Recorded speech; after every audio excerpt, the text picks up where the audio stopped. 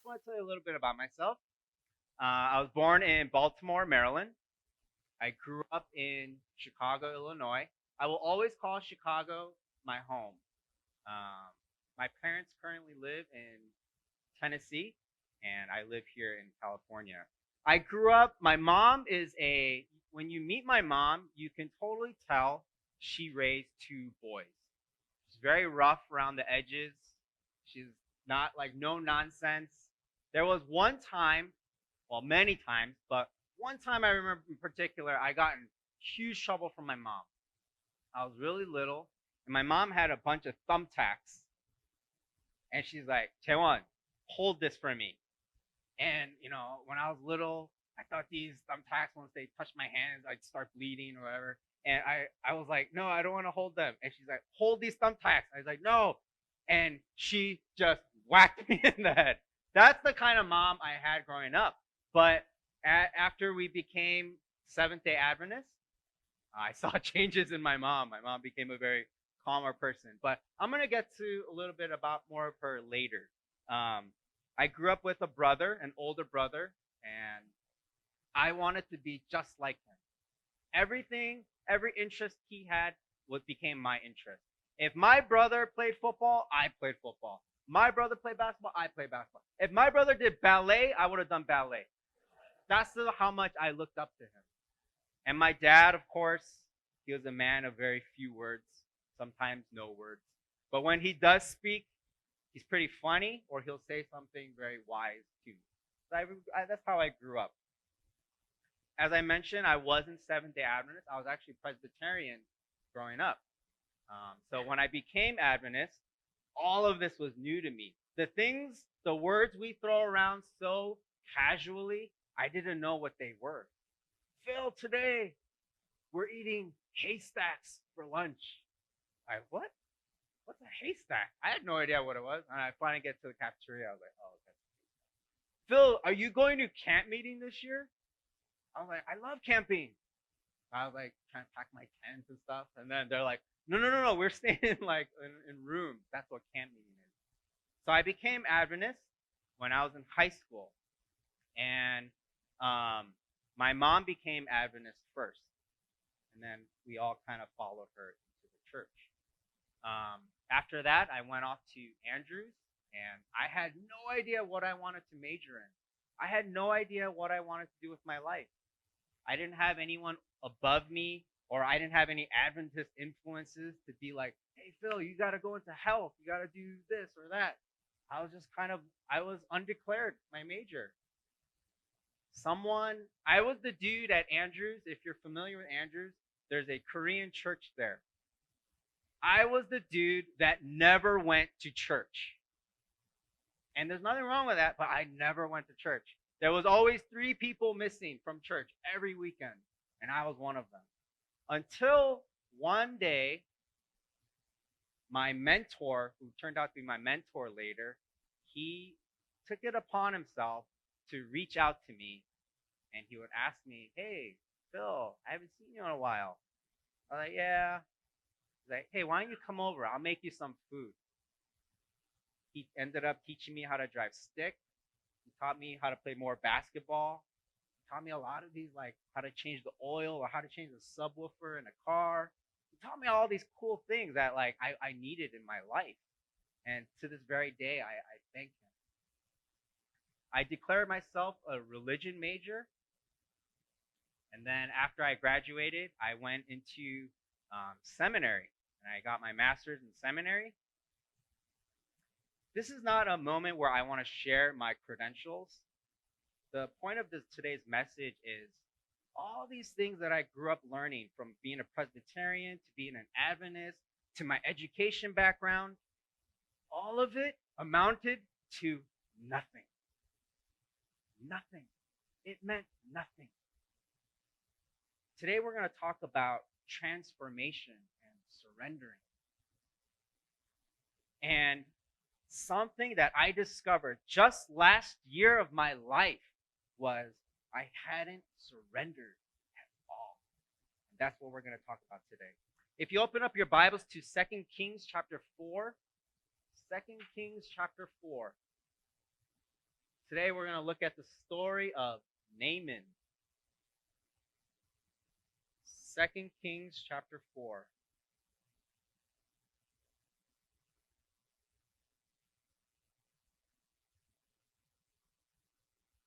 If you open up your smartphones to 2 Kings chapter 4. Correction. 2 Kings chapter 5. Sorry. If you're looking at 4 and you're like, I don't see Naaman. 2 Kings chapter 5. If you follow me from verse 1. Now Naaman was a commander of the army of the king of Aram. He was a great man in the sight of his master and highly regarded, because through him the Lord had given victory to Aram. He was a valiant soldier, but he had leprosy. Right away we learn about a dude named Naaman. Right? Have you heard of Naaman before? How many of you studied Naaman before?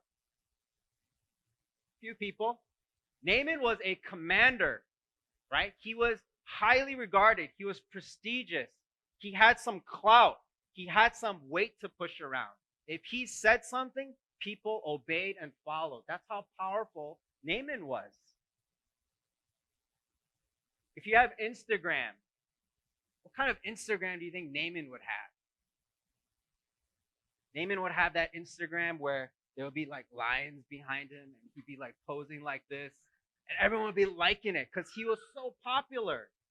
Naaman would have the Instagram where he'd be 1 foot on the chariot, his brand new 1000 BC chariot, Ford, 4 horsepower, because it was literally run by 4 horses.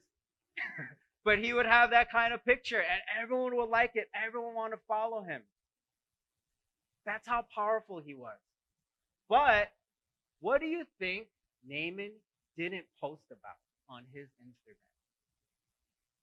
Leprosy. You think he's going to post about leprosy? You know, the thing about social media these days, I have a little problem with social media sometimes. I'm going to vent a little bit.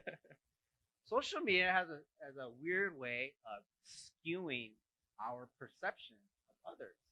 We look at social media and we're like, look at Naaman, he has the coolest chariot. Look at Naaman, he's eating a feast right now. Look at Naaman, he has the coolest stuff. Naaman. But on social media, everyone only posts about their highlights of their life. Does anyone ever post about leprosy? Have you ever posted about your leprosy? No. Naaman was a commander. He was highly revered. But he had leprosy. That one word, that small 3-letter word, changes the dynamics of this sentence. But when I proposed this year, can you imagine? It was January 15th. It was raining. It was cold. It was chilly. And just a fast story. We were walking in Fullerton. I had to confirm. And I remember I did it perfectly, I thought. I got on one knee, and it was raining so hard, my knee started to get wet. I was like, uh-oh. And I said, will you marry me? What if she said, yes? But, But? But changes everything. But changes the dynamics of it. But is a game changer. Thankfully, she didn't say that. But what if she did? When you hear something about yourself, oh, Phil, he's a cool guy, but, what's following that? A lot of times we only post about things that come before the but afterwards, we try to avoid it. Before the but, we will praise it. We'll talk about it. We'll post about it. We'll brag about it. But after, we don't want to mention it. One thing up until this point in my life that I learned is not 99%, 100% of the people on this earth have something that follow the but. When you look at social media, don't feel envious. Don't feel jealous. We all have something. The things that come before the but, praise God and thank Him for it. But the things that come after it, that's the very thing that will transform your life if you give it to Him. Up until this point in my life, I had only focused on what came before the but. Work on yourself, get better, self-healing, get smarter, get more successful. I had never given God what came after the but. That's what we're going to talk about as we go on. Now, bands from Aaron had gone out and had taken captive a young girl from Israel, and she served Naaman's wife. She said to her mistress, "If only my master would see the prophet who is in Samaria, he would cure him of his leprosy." So this girl knows of someone who will cure Naaman of his leprosy. Naaman went to his master and told him what the girl from Israel had said. "By all means go," the king of Aram replied. "I will send a letter to the king of Israel." So Naaman left, taking with him 10 talents of silver, 6,000 shekels of gold, and 10 sets of clothing. The letter that he took to the king of Israel read, bless you, "With this letter I am sending my servant Naaman to you, so that you may cure him of his leprosy." So Naaman is preparing to go get healed, right? He heard about some guy who can heal him of his leprosy. So what does he do? What does he instinctively do? He packs 10 talents of silver, 6,000 shekels of gold, and 10 sets of clothing. When you are in need, what do you resort to? When you are in need, what do you resort to? We resort to our own devices at times, right? Sometimes it's a person, sometimes it's a pastor, sometimes it's a game, sometimes it's this or that. I don't know what it is for you, but we resort to something because we think it will solve the problem. Naaman, in this regard, this is illustrating, Naaman is still trying to maintain control of the situation. I have enough. I can make it happen. If I give this, I made it happen. This past year,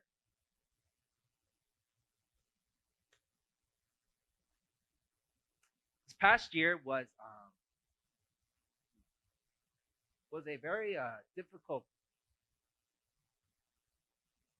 year in my life. The mom I had talked about, that powerful, strong, gangster mom of mine, she was diagnosed with stage 4 colon cancer, and man, I practice this part of the sermon so I don't get emotional. I try to get it out of my system, but it's hitting me now. So please bear with me. There's a point to this. My mom was diagnosed with cancer, and I found out on a Tuesday. On Wednesday, I flew out on a Tuesday. On Wednesday, I got to Tennessee. I took her to the consultation, and Thursday, she had her surgery. And when I was finding things out, I was resorting to my own devices. What's in my control? What can you control right now, Phil? Okay, you can get there. So I booked the flight and I got there. And I got to the hospital. What's in my control? Filling out the medical forms, paperwork. I'm filling it out. Are you her son? Yes, I'm her son. Are you the power of attorney? Yes, I'm the power of attorney. Fill that out. All of this was in my control. I can do it.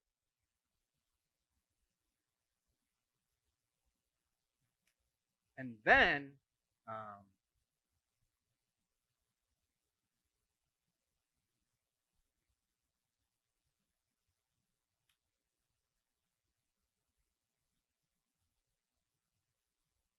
get it out. And then I stood next to her before her surgery. And I was like looking at her. They were putting the nerve block so she couldn't feel anything. And I was just kind of looking at her. And I started to get really scared. Because in a matter of a couple minutes, I was going to lose every ounce of control I had. Mom. This is my mom.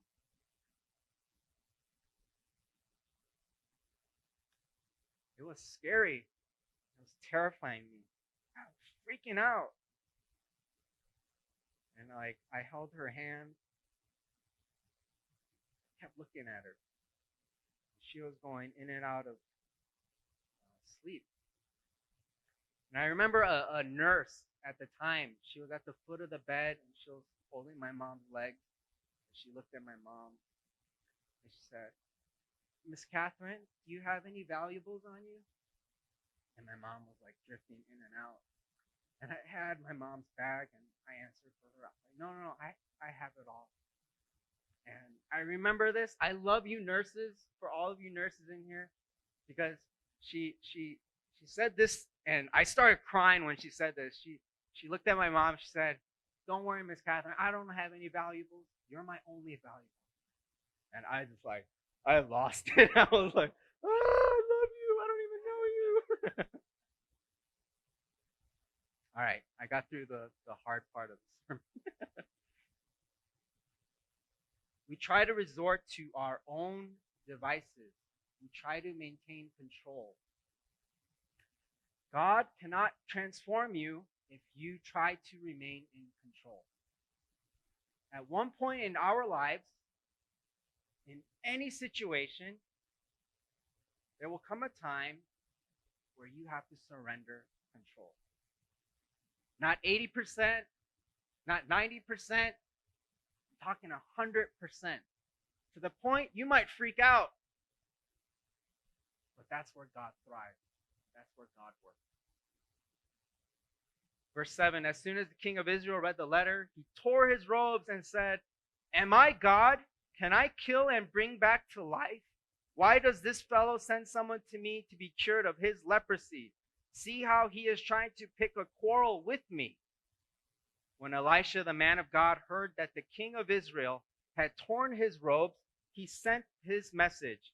"Why have you torn your robes? Have the man come to me, and he will know that there is a prophet in Israel." So Naaman went with his horses and chariots and stopped at the door of Elisha's house.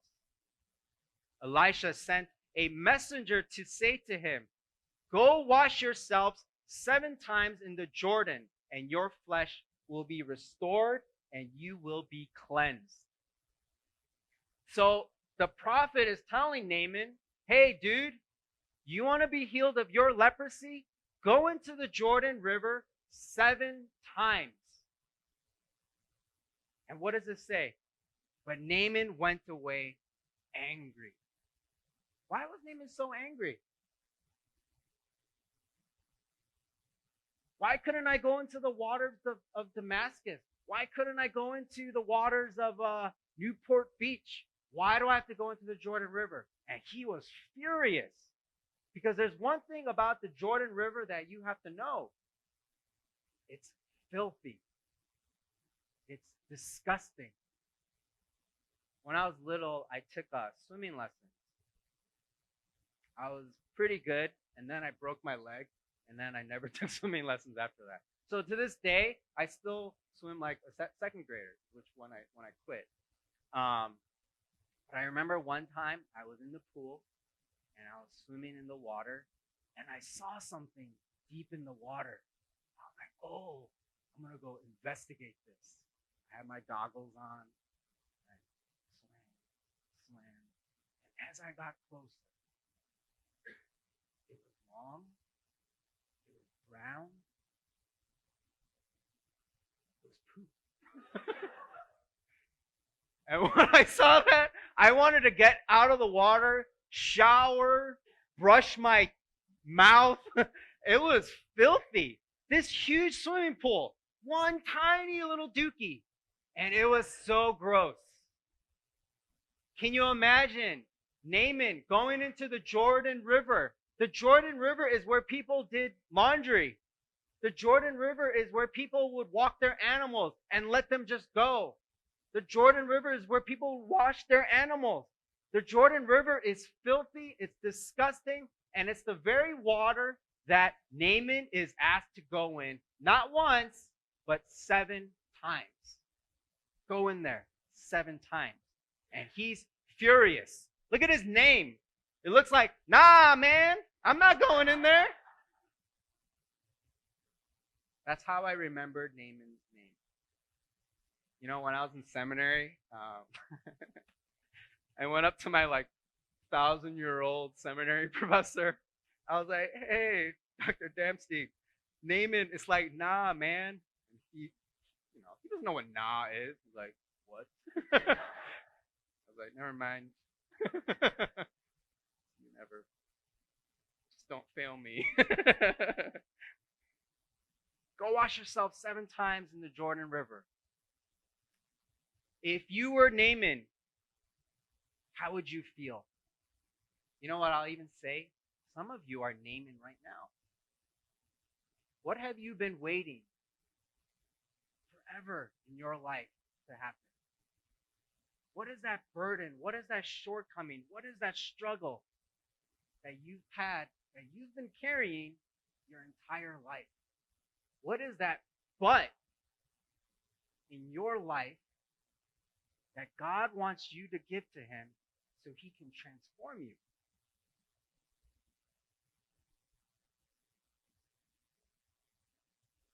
I imagine Naaman kind of walking towards the water, and I imagine him, if I were him, I'd maybe dip my toe in there, and then you kind of get into your knees, and you can wiggle your toes and feel all the gunk in there. And you think that's enough? You think, all right, just go up to my knees 7 times, right? And he turns around and the prophet's like, no, no more. So he goes into his waist and he goes up to his shoulders and he turns around again. He's neck deep in this filthy water. And the prophet's like, your head. And Naaman holds his breath. Here we go. And he dunks himself into the water. Just for a second, and he comes out, and he runs out, and he's taking off this gunk, trying to see if any of this leprosy was healed. Not a square inch was healed. Not only did he have leprosy now, he had poop all over him. And he's like, oh, this is the worst idea. 7 times. So he goes in again. 2nd time. 3rd time. 4th time. 5th time. 5th time he comes out. People probably laughing at him. People probably kids are pointing at him. What's he doing? 6th time. I'll pause here for a second. Many of us are on our 6th time. You're on your 6th time right now. You have one more time to go. Upon immersing himself for the 7th time, he starts walking. And he goes completely into the water, and he comes completely out. He's expecting the same results. He's just doing it just for the sake of doing it now. He's just running the motions. He's kind of given up on this whole idea of being healed.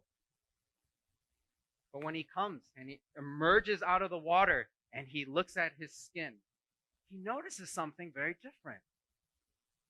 You see, Naaman was a valiant soldier. What do you think a soldier looks like? If you had to draw a soldier, do they have beautiful skin, like Korean models? No, right? Soldiers have, they're tan, They're calloused. Their hands are filthy. They have grit and dirt under their nails. They have thick skin. They have scars from being stabbed over and over again. I don't know. But he comes out of the water, and what does it say in verse 14? So he went down, dipped himself in the Jordan 7 times, as the man of God had told him, and his flesh was restored and became clean like that of a young boy. He not only came out of the water with no leprosy, he came out of the water like with the skin of that of a young boy. What does that say about God? You know, if Naaman came out of the Jordan River and he was just healed of leprosy, and he still had calluses, he still had scars, he still had that dark, thick, leathery skin from the sun, he still had bruises. If he still had all of that and he just got rid of his leprosy, he would have been super happy. Some of us are asking God, God, just heal me of my leprosy. Just heal me of one thing in my life. But we underestimate God. God is like, why do you think so little of me? Why do you think I would only want to heal you of your leprosy? Why do you think I would only want to answer one of your prayers? I want to change you. You know, after the surgery, my mom had her surgery. My mom is not cancer-free right now. But we take it day by day, and we take it victory for victory. My mom was, I talked to her every day. And after her surgery, I went in complete physical therapy mode on her. I was like, you are walking. We are walking every day. I put her on a walking regimen. I said, no sugars for you. I went into the freezer. I grabbed the ice cream. I didn't throw it out. I ate it. But I said, none for you, though, Mom. This was delicious, but it's mine and not yours. I put my mom on a walking regimen. Tell her to go at least an hour a day up until tolerance. And she would walk. And when after surgery, she lost almost 10 pounds.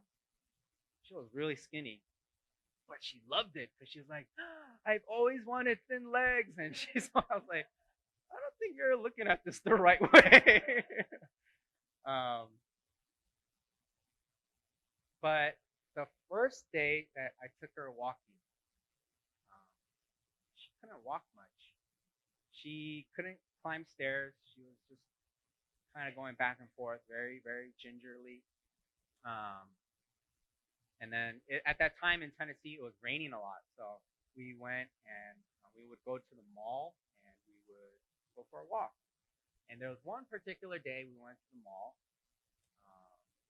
And I remember because I was looking for stuff, and I looked at my mom and my dad, and they were walking. And they made one lap. They made half a lap around the mall. And then the next time I saw my mom, she was sleeping on my dad's lap on a bench in the mall. And I was like, this is hard. About a week later, my mom is just walking. Like she's on a mission. She's going somewhere. And when I was talking with her, she said, Tewan, after the surgery, I can exercise better. I've never been able to walk this much in my life. I can walk more now than I was able to before the surgery. I was like, oh, that's pretty cool. And she said, you know what else happened? After the surgery, my skin changed. My skin got softer and it's brighter now. I'm not as dark as I used to be. I mean, what's wrong with being dark, right? But this changed. I've never had this. And my entire life, another thing happened. My entire life, after I ate salty food, my hands would swell and my feet would swell. But after the surgery, I don't swell anymore. All these things she's been noticing about her body that she has never had before, she's starting to notice this. It's changing her.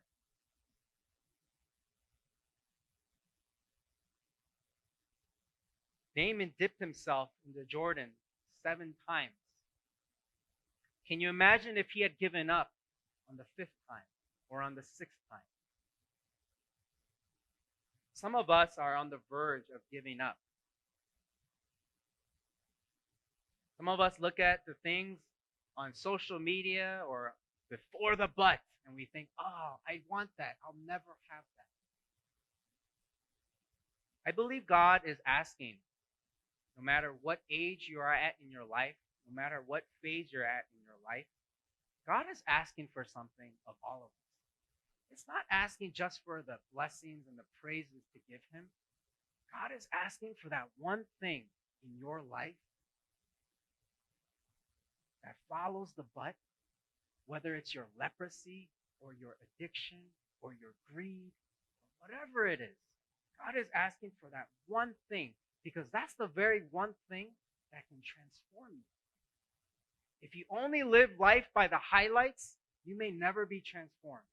But if you give God that low part of your life, something can change in your life. Let's pray. Dear Heavenly Father, thank you for today's message. Lord, we ask that through the life of Naaman that we learned that but we all have something. A lot of times we focus on other people's things, but right now you're asking for us to give you that one thing in our life that can transform us. God, I don't know a lot of people in this room. I don't know their background stories, but I do know that we all have that one thing. And maybe we've been avoiding it.